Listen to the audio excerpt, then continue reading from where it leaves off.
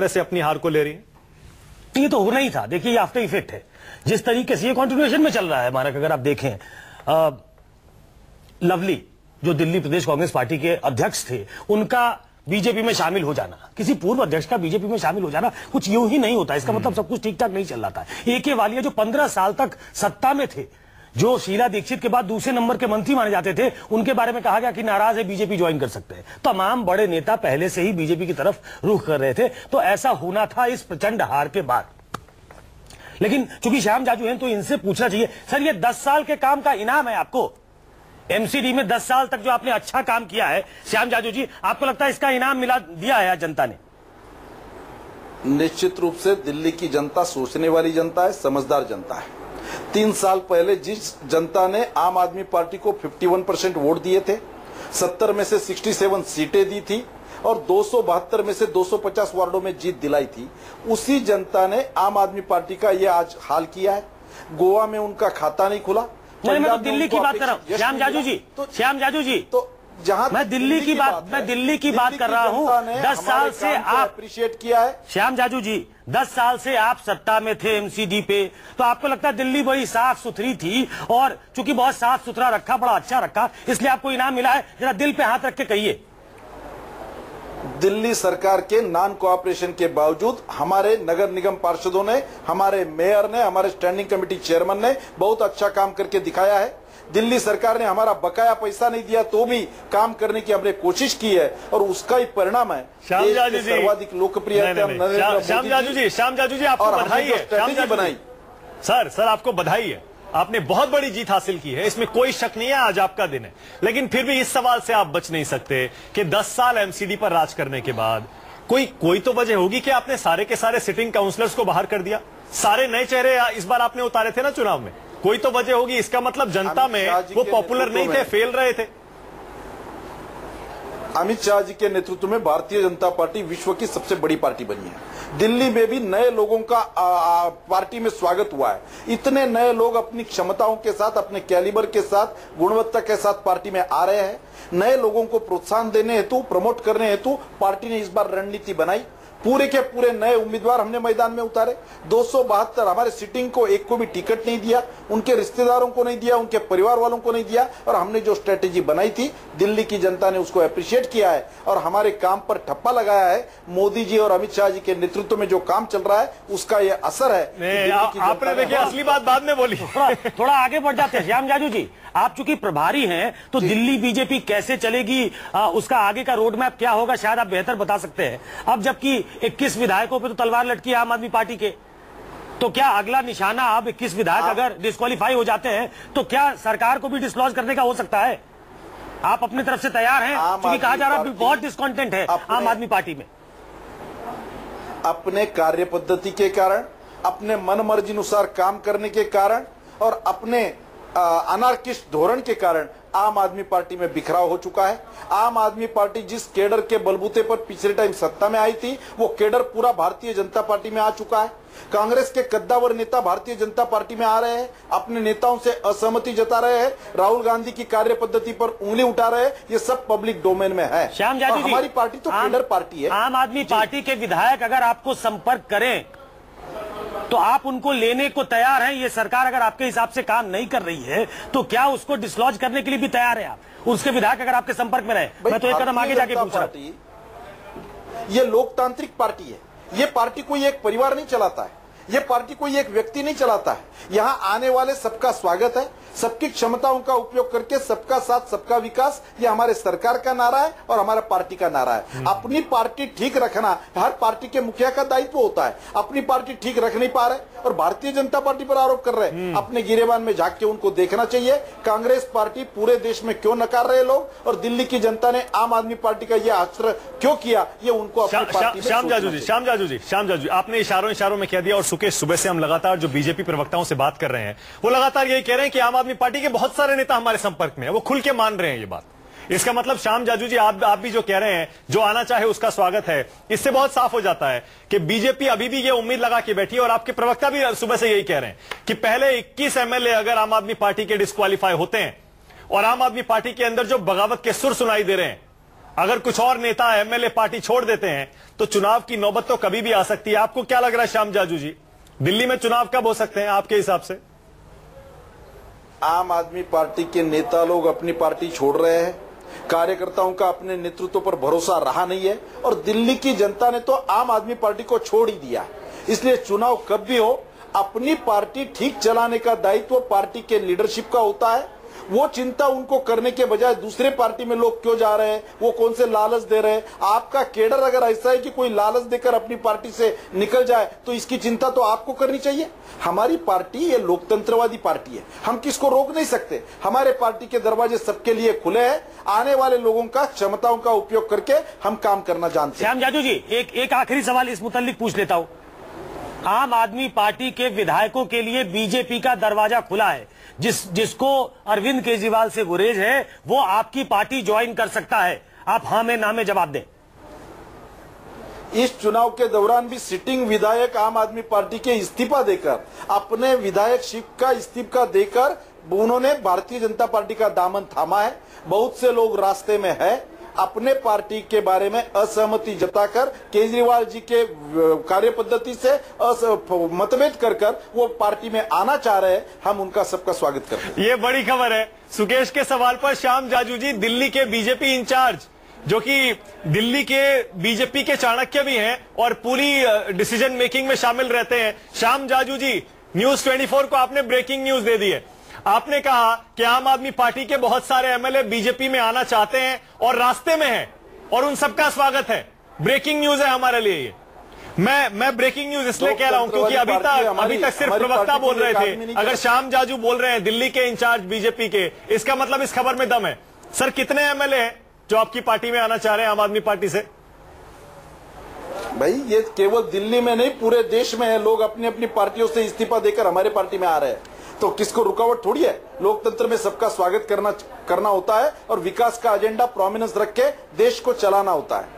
हाँ, एक second sir, एक सेकंड। मैं बल्कि अपने पीसीआर से कहूंगा कि ब्रेकिंग न्यूज चलाएं। ये बड़ी खबर है। दिल्ली के बीजेपी इंचार्ज श्याम जाजू कह रहे हैं आम आदमी पार्टी के बहुत से एमएलए हमारे संपर्क में हैं और रास्ते में हैं। यानी कि आपको छोड़कर, केजरीवाल का दामन छोड़कर भारतीय जनता पार्टी के खेमे में आने को तैयार है। ये कभी भी हो सकता है, इसीलिए देखते रहिए, इंतजार करिए। श्याम जाजू जी, कब तक हम उम्मीद करें कि आप आधिकारिक तौर पर ऑफिशियली आपके साथ या अमित शाह जी के साथ बीजेपी ऑफिस में उन्हें शामिल कराएंगे?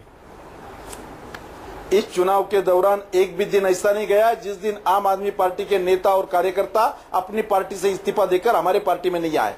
कांग्रेस पार्टी से भी बहुत लोग आए। तो स्वाभाविक रूप से लोग भारतीय जनता पार्टी में अपना फ्यूचर देखते हैं। अपने पार्टी से हताशा, निराशा होने के बाद एक समर्थ और सशक्त विकल्प के रूप में केवल भारतीय जनता पार्टी उनको दिखती है।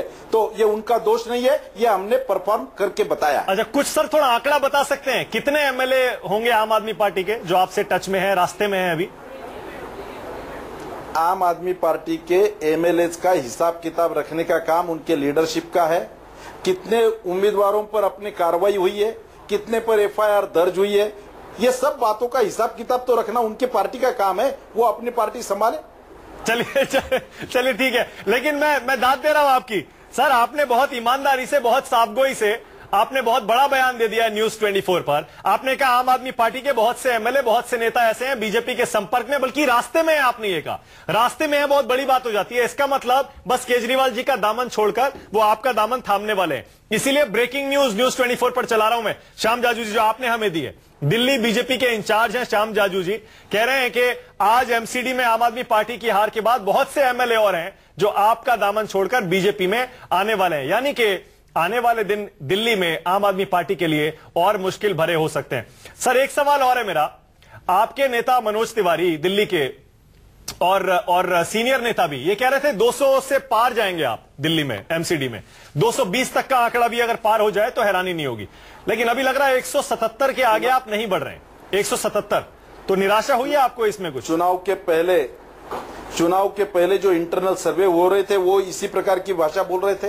एग्जिट पोल ने भी यही बताई है और मीडिया के माध्यम से जनता भी यही बता रही थी।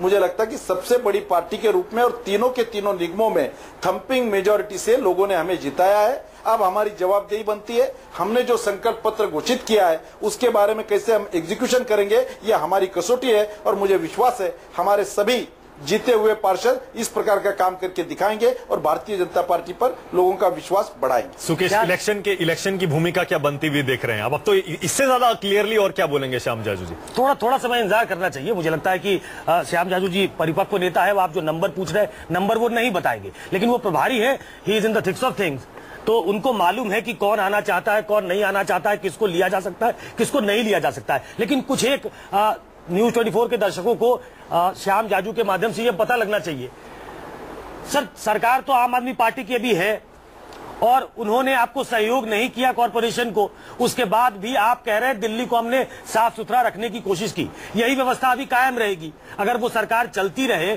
और एमसीडी में आपका कब्जा फिर से हो गया है। आप न्यूज 24 पे दिल्ली के दर्शकों को ये यकीन कैसे दिलाएंगे कि अब दिल्ली को ये मानेंगे आप, और आप पहले मान चुके हैं कि दिल्ली में जैसा काम करना चाहिए था एमसीडी को हम नहीं कर पाए, अब कैसे करेंगे? दिल्ली को साफ सुथरा नाक पे रुमाल लगा के न चलना पड़े दिल्ली में, इसकी व्यवस्था आप कैसे करेंगे? हम साफ सुथरा रखेंगे, एक बार दर्शकों को ये भरोसा दीजिए। दिल्ली सरकार के नॉन कोऑपरेशन के बावजूद हमने बहुत अच्छा काम करके दिखाया है और दिल्ली सरकार को अब सीख लेनी है। जनता ने उनको सबक सिखाया है कि आप इस प्रकार की रिवेंज की राजनीति करोगे, आप एमसीडी को मदद नहीं करोगे और आप घटिया भाषा का प्रयोग करके देश के प्रधानमंत्री की श्याम जाजू जी कम करने की कोशिश करोगे तो आपको इस हद से ये झेलना पड़ेगा। श्याम जाजू जी उनके बारे में तो आप बता ही चुके हैं, क्या आप ये यकीन दिला सकते हैं न्यूज 24 पे के माध्यम से दर्शकों को कि चाहे जो हो दिल्ली गंदी नहीं दिखेगी? आपको मालूम है कि दिल्ली की गिनती जो है वो वर्स्ट, मतलब जो गंदगी के क्षेत्र में जो अव्वल होता है उसमें आया है, तो वो स्थिति नहीं रहेगी। ये तो यकीन दिलाइए कम से कम कि चाहे जो हो हम ये करके दिखाएंगे। ये राजधानी का शहर है, कॉस्मोपॉलिटन सिटी है, हर रोज लाखों लोगों का आवागमन यहाँ होता है। यहाँ की अपनी कुछ समस्याएं हैं और उस सब समस्याओं से निजात देने के लिए हमने संकल्प किया है। केंद्र सरकार की मदद से पूरे काम ये हम करेंगे और एक आदर्श दिल्ली जो इंटरनेशनल सिटी बनाने का मोदी जी का सपना है उसमें हमारा नगर निगम बहुत अच्छा अपना योगदान देगा। तो आदर्श दिल्ली तो तभी हो सकती है, मेरे ख्याल से फिर से घूम के आता हूँ, कि दिल्ली में भी आप ही की सरकार हो जाए, तो मुझे लगता है ज्यादा ध्यान आपका उस तरफ होगा। देने का हमारा वादा है, हम उसको पूरा करेंगे। एक मानक हमें तो चाहिए कि आम आदमी पार्टी से पूछे, एक आधिकारिक प्रतिक्रिया ले कि भाई श्याम जाजू जो प्रभारी हैं दिल्ली के, वो कह रहे हैं कि बहुत सारे लोग कतार में हैं, कभी भी ज्वाइन कर सकते हैं। हम अपने प्रोड्यूसर को कहें, पीसीआर में कहें कि आम आदमी पार्टी को फोन लगा के इस पर प्रतिक्रिया ली जाए, कम से कम इस पर प्रतिक्रिया फोन पर ही मिल जाए, क्योंकि हम अक्सर देख रहे हैं जब पंजाब और गोवा के नतीजे आए थे तब भी आम आदमी पार्टी ने टीवी डिबेट्स में रिजल्ट वाले दिन भी शामिल होने से इनकार कर दिया था। बहुत एक आध नेता बैठे थे और आज भी यही हो रहा है, टीवी डिबेट्स में बहुत कम बैठ रहे हैं आम आदमी पार्टी के नेता। कोशिश ये करते हैं फिर भी फोन पर अगर कोई आम आदमी पार्टी के नेता से बात हो जाए। अच्छा, एक चीज और है श्याम जाजू जी, क्या नैतिकता के आधार पर केजरीवाल जी को इस्तीफा दे देना चाहिए क्या श्याम जाजू जी? केजरीवाल जी जिस भाषा का प्रयोग करके सत्ता में आए थे उनका जैसा परफॉर्मेंस रहा है और आज जो रिजल्ट आया है इसके आधार पे 1 मिनट भी सत्ता में रहने का उनको अधिकार नहीं है। राइट टू रिकॉल की भाषा इसके पहले उन्होंने की थी, मोहल्ला कमेटियों की सभाओं में निर्णय कराने की भाषा। एक सेकंड आपको रोक रहा हूं श्याम जाजू जी, एक सेकंड आपको रोक रहा हूं माफी के साथ। आप जो नाम ले रहे हैं, नाम नहीं ले रहे हैं, आप इशारा कर रहे हैं कि आम आदमी पार्टी के कुछ नेता केजरीवाल जी से आम आदमी पार्टी की कार्यशैली से नाराज हैं, वो रास्ते में हैं, बीजेपी के दफ्तर की तरफ बढ़ चले हैं। उनमें हो सकता है एक नाम ऐसा है जो आज आम आदमी पार्टी की बैठक में नहीं पहुंचा। आज एमसीडी में हार के बाद अरविंद केजरीवाल के घर पर जो बैठक चली है 2 घंटे से चल रही है, लेकिन उसमें सारे नेता पहुंचे, कुमार विश्वास नहीं पहुंचे। सैयदा अफीफा और जानकारी दे रही है। अफीफा, क्या खबर है? जी हाँ, बिल्कुल। जिस तरह से बात करें इस बैठक की, जो कि जैसे ही रिजल्ट आना शुरू हुए थे, लीड पता चलना शुरू हुई थी, सभी लोगों ने केजरीवाल के घर का रुख किया था। मनीष सिसोदिया, गोपाल राय, संजय सिंह, सभी यहाँ पर मौजूद हैं। अगर हम बात करें, गोपाल राय ने बाहर आके और मनीष सिसोदिया ने बाइट भी दी और मीडिया से यही कहा कि जिस तरह से जो रिजल्ट आ रहे हैं वो साफ ये दर्शा रहे हैं कि इस ईवीएम में जो है वो टेम्परिंग की गई है, और जिस पार्टी ने पहले ही सुप्रीम कोर्ट में ईवीएम की कंप्लेन की थी और ईवीएम की खराबी में अफीफा साहब, आपने सवाल सुना नहीं। कुमार विश्वास क्या नहीं आए हैं और क्या इसको विरोध माना जाए कुमार विश्वास का?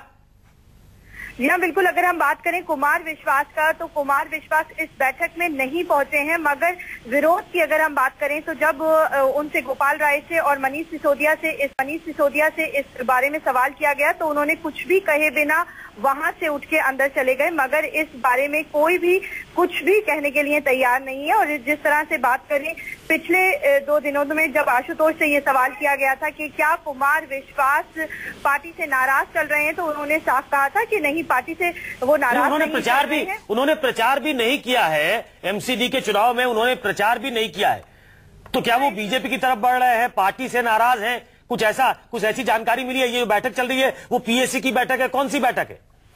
इस बैठक की अगर हम बात करें तो इस बैठक में जो लोग बाहर निकल के आए और उन्होंने जो मीडिया से बात करी, उसमें सिर्फ और सिर्फ ईवीएम का ही मुद्दा उठाते हुए मिले, मगर कुमार विश्वास के मसले पे कोई भी बोलने को तैयार नहीं दिखा। ठीक है अफीफा, बहुत बहुत शुक्रिया इस जानकारी के लिए। देखिए, कुमार विश्वास आम आदमी पार्टी का एक प्रमुख चेहरा रहे हैं, न सिर्फ दिल्ली में बल्कि देश भर में। और अब देखिए, एमसीडी चुनाव में ना प्रचार किया और हार के बाद अब जब मंथन चल रहा है केजरीवाल जी के घर, वहां भी नहीं पहुंचे हैं कुमार विश्वास। श्याम जाजू जी से पूछ लेता हूं, कुमार विश्वास कैसे आदमी है? श्याम जाजू जी, कैसे आदमी है कुमार विश्वास साहब? कवि तो अच्छे हैं, आदमी कैसे? आपने ही बता दिया है, आम आदमी पार्टी के नेताओं का भी अपने पार्टी से भरोसा उड़ रहा है।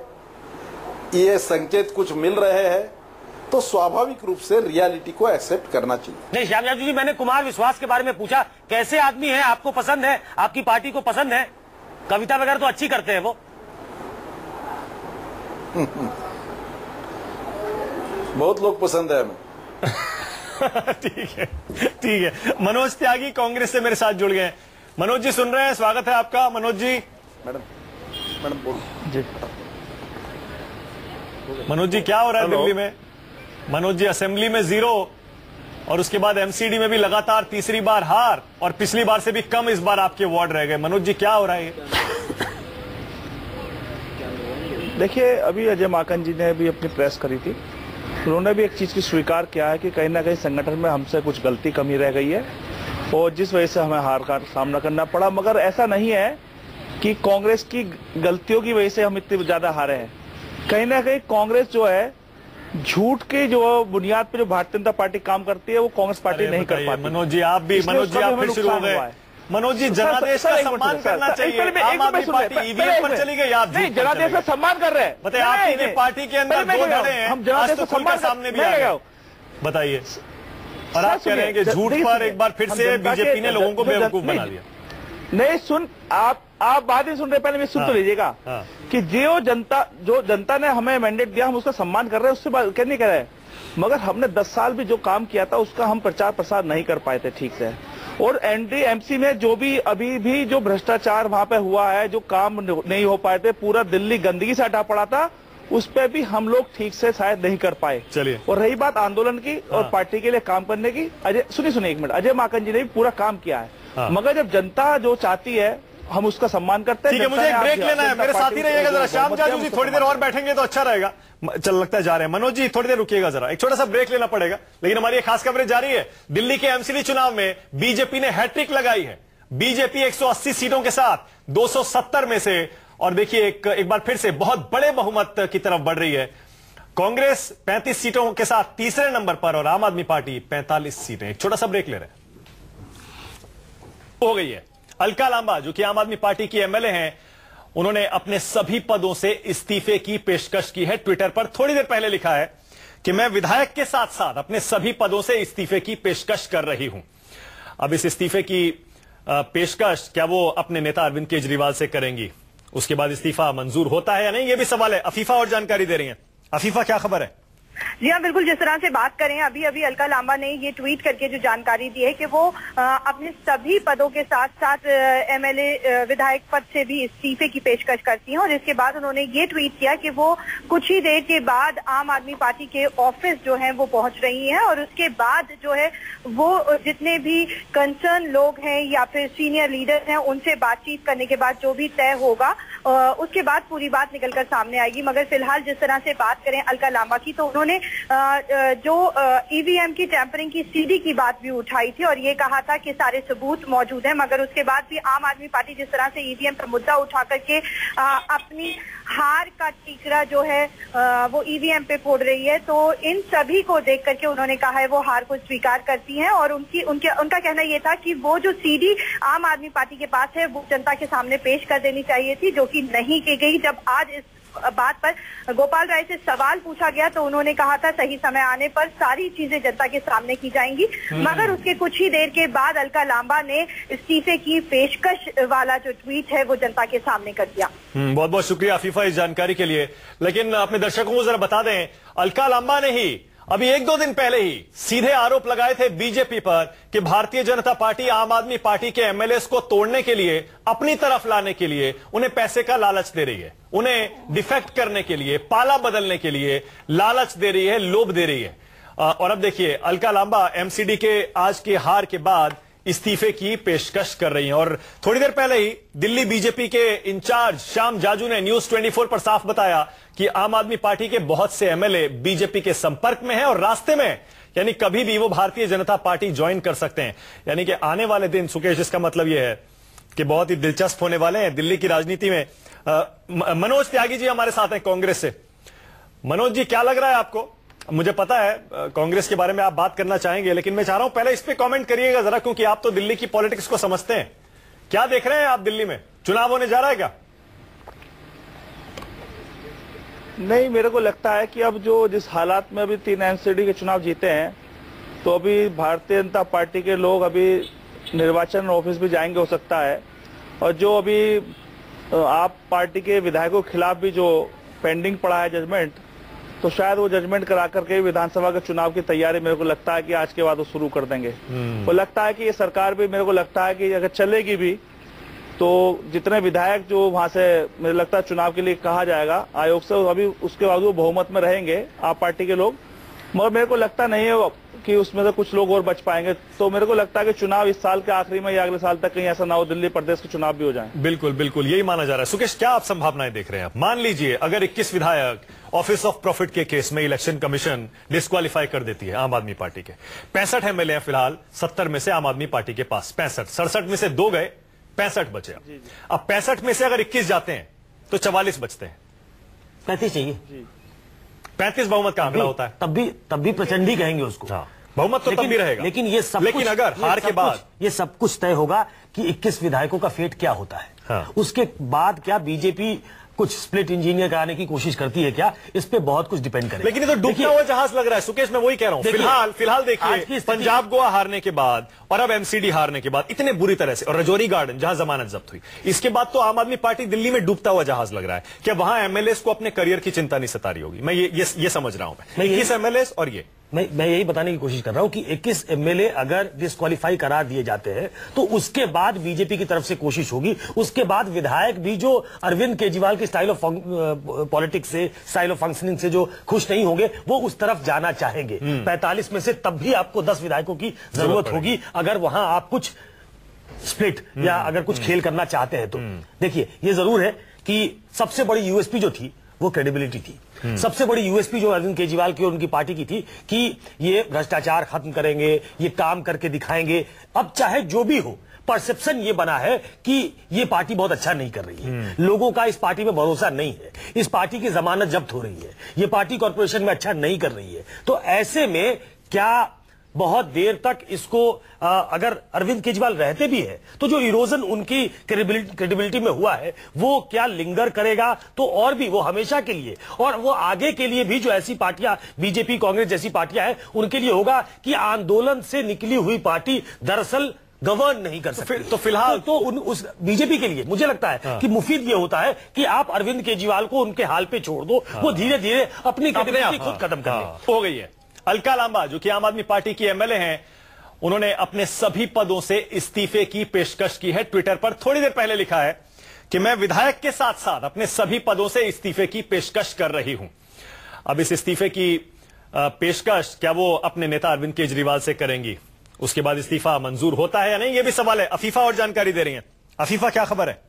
जी हाँ, बिल्कुल। जिस तरह से बात करें, अभी अभी अलका लांबा ने ये ट्वीट करके जो जानकारी दी है कि वो अपने सभी पदों के साथ साथ एमएलए विधायक पद से भी इस्तीफे की पेशकश करती हैं। और इसके बाद उन्होंने ये ट्वीट किया कि वो कुछ ही देर के बाद आम आदमी पार्टी के ऑफिस जो है वो पहुंच रही हैं, और उसके बाद जो है वो जितने भी कंसर्न लोग हैं या फिर सीनियर लीडर्स हैं उनसे बातचीत करने के बाद जो भी तय होगा उसके बाद पूरी बात निकलकर सामने आएगी। मगर फिलहाल जिस तरह से बात करें अलका लांबा की, तो उन्होंने जो ईवीएम की टैंपरिंग की सीडी की बात भी उठाई थी और ये कहा था कि सारे सबूत मौजूद हैं। मगर उसके बाद भी आम आदमी पार्टी जिस तरह से ईवीएम का मुद्दा उठा करके अपनी हार का टीकरा जो है वो ईवीएम पे फोड़ रही है, तो इन सभी को देख करके उन्होंने कहा है वो हार को स्वीकार करती हैं। और उनका कहना ये था कि वो जो सीडी आम आदमी पार्टी के पास है वो जनता के सामने पेश कर देनी चाहिए थी, जो कि नहीं की गई। जब आज इस बात पर गोपाल राय से सवाल पूछा गया तो उन्होंने कहा था सही समय आने पर सारी चीजें जनता के सामने की जाएंगी। मगर उसके कुछ ही देर के बाद अलका लांबा ने इस्तीफे की पेशकश वाला जो ट्वीट है वो जनता के सामने कर दिया। बहुत बहुत शुक्रिया आफीफा इस जानकारी के लिए। लेकिन अपने दर्शकों को जरा बता दें, अलका लांबा ने ही अभी 1-2 दिन पहले ही सीधे आरोप लगाए थे बीजेपी पर कि भारतीय जनता पार्टी आम आदमी पार्टी के एमएलएस को तोड़ने के लिए, अपनी तरफ लाने के लिए उन्हें पैसे का लालच दे रही है, उन्हें डिफेक्ट करने के लिए, पाला बदलने के लिए लालच दे रही है, लोभ दे रही है। और अब देखिए अलका लांबा एमसीडी के आज के हार के बाद इस्तीफे की पेशकश कर रही हैं। और थोड़ी देर पहले ही दिल्ली बीजेपी के इंचार्ज श्याम जाजू ने न्यूज 24 पर साफ बताया कि आम आदमी पार्टी के बहुत से एमएलए बीजेपी के संपर्क में हैं और रास्ते में, यानी कभी भी वो भारतीय जनता पार्टी ज्वाइन कर सकते हैं। यानी कि आने वाले दिन, सुकेश, इसका मतलब यह है कि बहुत ही दिलचस्प होने वाले हैं दिल्ली की राजनीति में। मनोज त्यागी जी हमारे साथ हैं कांग्रेस से। मनोज जी, क्या लग रहा है आपको? मुझे पता है कांग्रेस के बारे में आप बात करना चाहेंगे, लेकिन मैं चाह रहा हूं पहले इस पे कमेंट करिएगा जरा, क्योंकि आप तो दिल्ली की पॉलिटिक्स को समझते हैं। क्या देख रहे हैं आप दिल्ली में? चुनाव होने जा रहा है क्या? नहीं, मेरे को लगता है कि अब जो जिस हालात में अभी 3 एमसीडी के चुनाव जीते हैं, तो अभी भारतीय जनता पार्टी के लोग अभी निर्वाचन ऑफिस भी जाएंगे हो सकता है। और जो अभी आप पार्टी के विधायकों के खिलाफ भी जो पेंडिंग पड़ा है जजमेंट, तो शायद वो जजमेंट करा करके विधानसभा के चुनाव की तैयारी मेरे को लगता है कि आज के बाद वो शुरू कर देंगे। वो लगता है कि ये सरकार भी, मेरे को लगता है कि अगर चलेगी भी तो जितने विधायक जो वहां से मुझे लगता है चुनाव के लिए कहा जाएगा आयोग से, अभी उसके बाद वो बहुमत में रहेंगे आप पार्टी के लोग। मगर मेरे को लगता नहीं है कि उसमें से कुछ लोग और बच पाएंगे। तो मेरे को लगता है कि चुनाव इस साल के आखिरी में या अगले साल तक कहीं ऐसा ना हो दिल्ली प्रदेश के चुनाव भी हो जाए। बिल्कुल बिल्कुल यही माना जा रहा है। सुकेश, क्या आप संभावनाएं देख रहे हैं? मान लीजिए अगर 21 विधायक ऑफिस ऑफ प्रॉफिट के केस में इलेक्शन कमीशन डिस्क्वालीफाई कर देती है आम आदमी पार्टी के। 65 एमएलए फिलहाल 70 में से आम आदमी पार्टी के पास 65, 67 में से 2 गए, 65 बचे। अब 65 में से अगर 21 जाते हैं तो 44 बचते हैं। 35 चाहिए। 35 बहुमत का आंकड़ा होता है। तब भी प्रचंड ही कहेंगे उसको।